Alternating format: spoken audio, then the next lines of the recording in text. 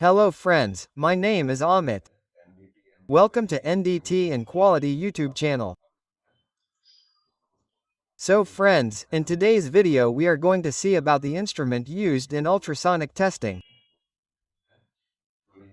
Actually this is a complete series and this is the 5th video of the series. So, I have already made 4 videos of this. So, the instrument or machine used in ultrasonic testing is called UFD or ultrasonic flow detector. Okay? So in this video series we are discussing about the circuits used in your UFD machine. So one by one we saw these circuits in the previous video. So in today's video we are going to see how the clock circuit works here, and apart from that the gate circuit, or it is also called monitor circuit. How does it work? So here in this entire series, this is actually the last video. So in this, we had seen in detail how the entire machine works. Here it is to be remembered that if you are preparing for NDT Level 2 and Level 3 exam in UT, then this video is very important for you because a lot of questions are asked from this. So if you have not subscribed to our channel yet, then definitely subscribe to the channel. Share this video with your friends and colleagues. Apart from this, you can take membership of our channel by using the join feature. So here I have made member exclusive videos. So to watch member exclusive videos, you can take membership of our channel. Here you can take this membership to support me financially. I have started its price from 89 rupees, which is very low. So, you can support me financially with this. Here let us see in brief what we saw in the first video. So, in the previous video, we had the first video. In that, we had discussed about CRT screen, which is called cathode ray tube or oscilloscope. In the second video, we saw about this pulsar or transmitter circuit. In the third video, we covered the receiver circuit, and in the fourth video, we covered the sweep circuit. How the sweep circuit works, what is the delay etc. in it, and what is the range control, we had seen it in the previous video. Now here we will see how the clock circuit works. It is also called timer circuit or synchronizer circuit. So see, it is very important that the echo that is actually seen in your UT machine is seen symbolically. So the reason behind it is this clock circuit. See, when the pulsar and sweep work symbolically, a trace picture means that the echo is created on the CRT. So why do you see the echo that you see on the CRT screen? Because your pulsar circuit and sweep circuit both work together. Okay? Meaning that both of them work with each other and give you the result simultaneously. That is why you see echo. So who is responsible for making both of them work together? Our clock circuit. So see, but it is that the pulsar and sweep start at the same time. The clock and synchronizer circuit makes them to do so.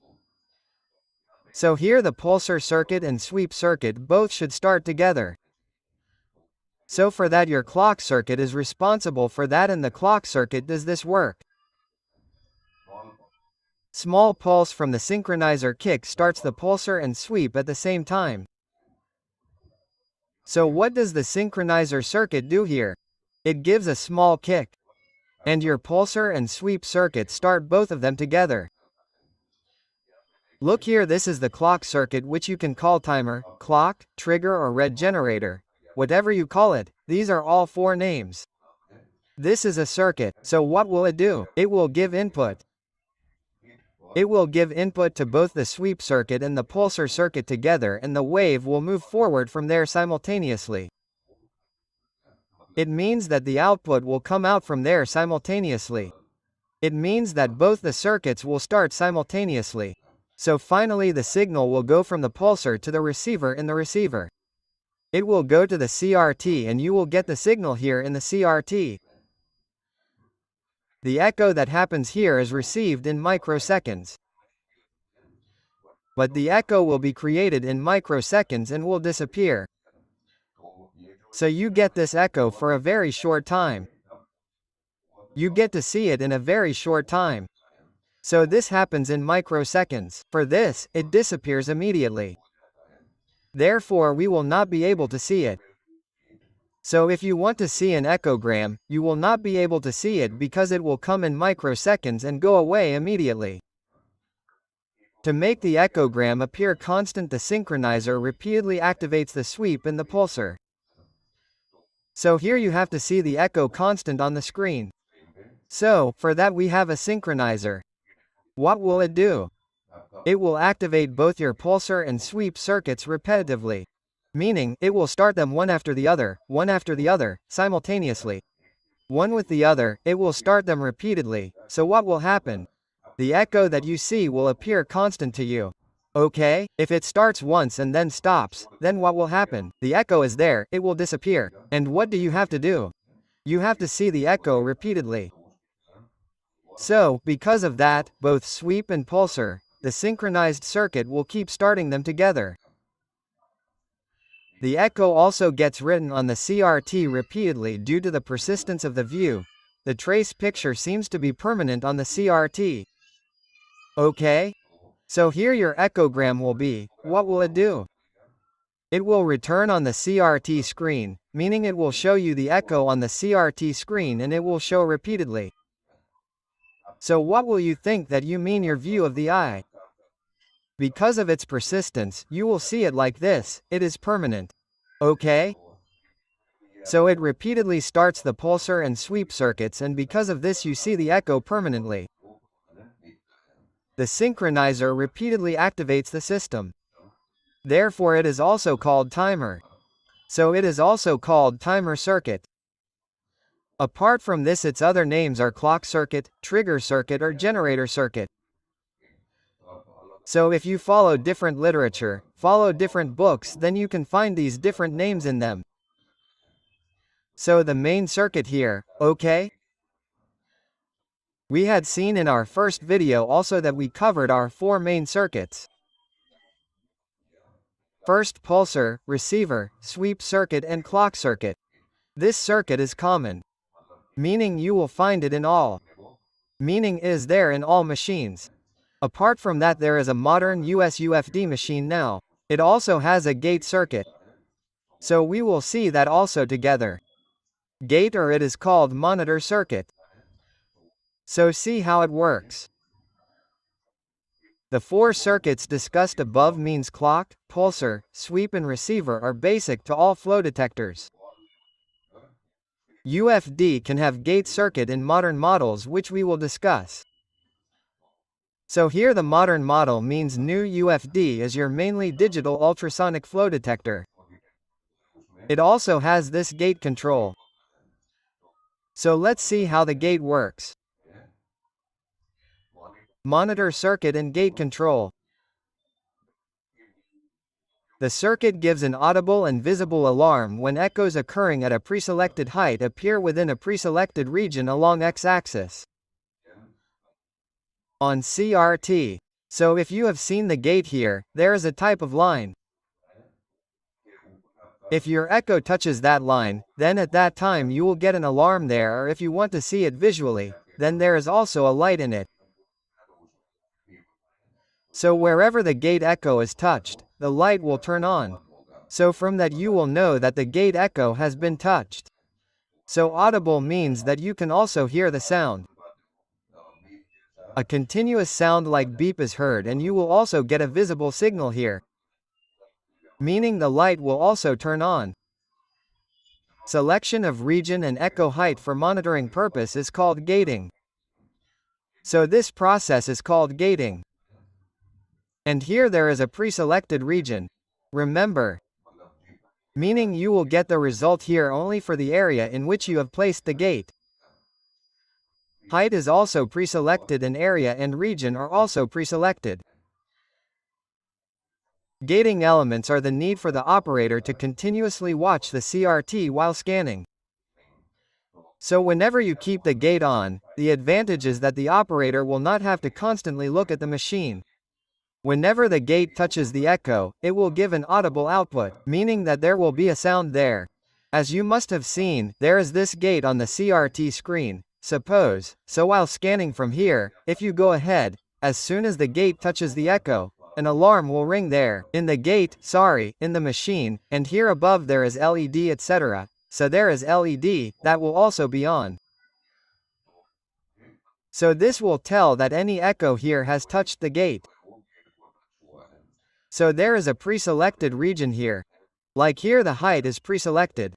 You have kept the height of the gate as suppose 30% here. So whoever goes in this area above 30%, in that area you will see a signal here and an alarm will also ring. Gating is a must for automatic scanning. For manual scanning it is useful but not a must. So in manual scanning it is not a must. It does not mean that you have to use it, but you have done automatic scanning. Like if your immersive testing is automatic or you have done any scanning automation, then at that time you must mean that you will have to use gating. Monitor circuit has 3 controls. So here there are 3 controls. Okay? You can move the gate left and right. You can increase or decrease its size and you can also change its level up or down. So there are 3 controls here. The first start control is used to fix the starting point of a gate in some UFD. A gate center control is provided in the above example. Use for turning left and right of the gate. Okay, so what will happen with the start control? You will be able to move the gate left and right.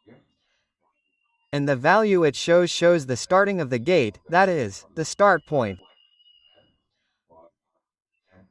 And in some machines, it happens that instead of the starting point, it will show you the center value. Okay? So in this, finally if you want to move the gate left and right, then you can use this start control. After that there is the gate width control. So by using the width control, you can increase or decrease the size of the gate.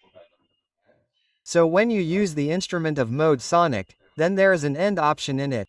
That means it is written by ending. Whereas in this first option of yours, only start will be written. There is an option by starting.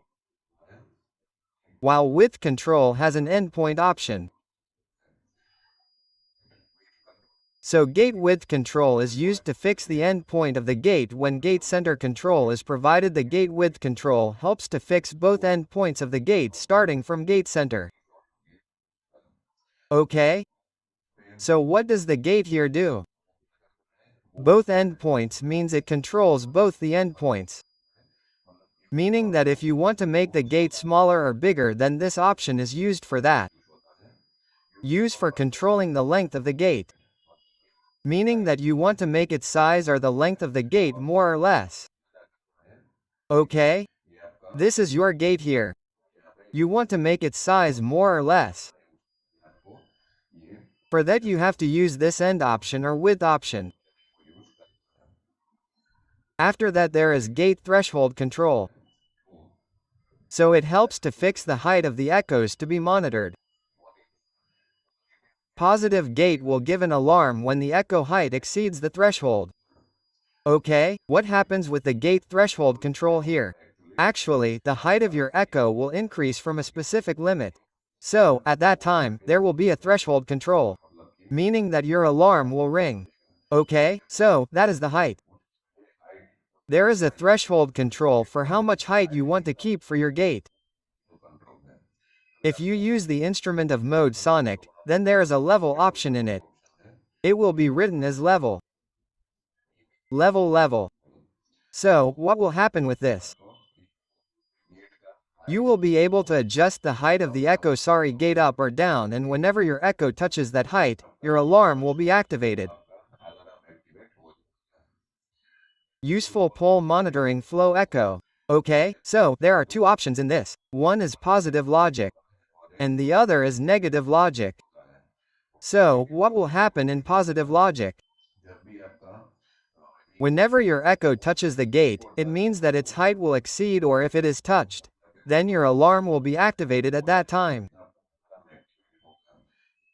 What will happen in negative logic?